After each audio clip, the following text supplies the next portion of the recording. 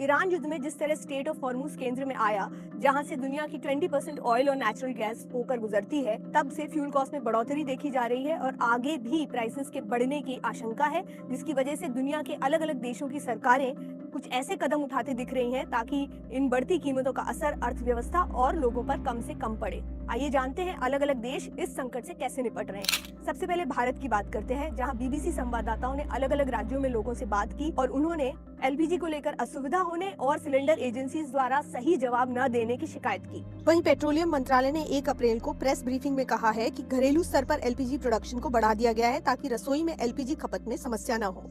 Petrol और diesel को लेकर सरकार ने कहा कि रिटेल कीमतों को नहीं बढ़ाया गया है। वहीं पड़ोसी देश बांग्लादेश की बात करें तो बीबीसी संवाददाता सजल की रिपोर्ट कहती है कि इस देश में पैनिक बाइंग और स्टोरेज जैसे शब्दों का जिक्र बढ़ गया है। कुल मिलाकर जब ईंधन की बात होती है तो इस देश में अलग तरह की बेचैनी देखने को मिल रही है। ऊर्जा मंत्री ने बीबीसी बांग्ला को बताया कि मौजूदा हालात से निपटने के लिए फ्यूल के किफायती इस्तेमाल के साथ ही ऑल्टरनेटिव जरियों से भी तेल और गैस जुटाने का विचार किया जा रहा है। हालांकि सरकार ईंधन की किल्लत नहीं होने के दावे कर रही है, लेकिन देश में तेल का भंडार खत्म होने की आशंका के कारण पेट्रोल पंप के सामने लगने वाली लाइनें रोजाना लंबी होती जा रही हैं।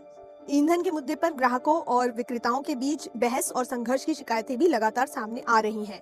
इसी तरह तेल का अवैध स्टोरेज रोकने के लिए देशव्यापी कैंपेन भी चलाए जा रहे हैं। एक और पड़ोसी देश है श्रीलंका, जो कुछ वक्त पहले ही आर्थिक संकट से उभरा है और ये देश भी फ्यूल के लिए बहुत हद तक खाड़ी देशों पर निर्भर है।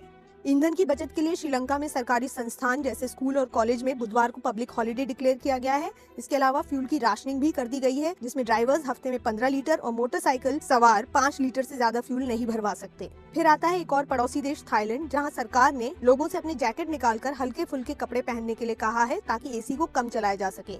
लोगों से कहा गया है कि एसी को 26 से 27 डिग्री पर ही रखा जाए। वहीं सरकारी एजेंसी को घर से काम करने के लिए कहा गया है। ये तब है जब थाईलैंड एक गर्म और उमस से भरा देश है, जहां अप्रैल महीने में बैंकॉक में 72% ह्यूमिडिटी होती है। वहीं म्यांमार में ऑड इवन लागू कर दिया गया है। दुनिया में तेल के सबसे बड़े खरीदार चीन ने खाड़ी देशों से मिले सप्लाई शॉक से निपटने के लिए पहले ही तेल का स्टोरेज बढ़ा लिया था। सालों से बीजिंग ने कच्चे तेल की कम कीमतों और खाड़ी से भरपूर मात्रा में आने वाली सप्लाई का फायदा उठाकर दुनिया के सबसे बड़े ऑयल रिजर्व्स में से एक बना रखा है। कुछ अनुमान कहते हैं कि चीन के पास 90 करोड़ बैरल कच्चा तेल है, जो कि उसके 3 महीने का इंपोर्ट है। और घरेलू दामों को कंट्रोल करने के लिए बताया जा रहा है कि चीन ने अपनी ऑयल रिफाइनरीज को कुछ वक्त के लिए फ्यूल एक्सपोर्ट करने से रोक दिया है। उधर सूडान और स्लोवेनिया जैसे देशों ने बिजली और गाड़ियों के फ्यूल की राशनिंग शुरू कर दी है।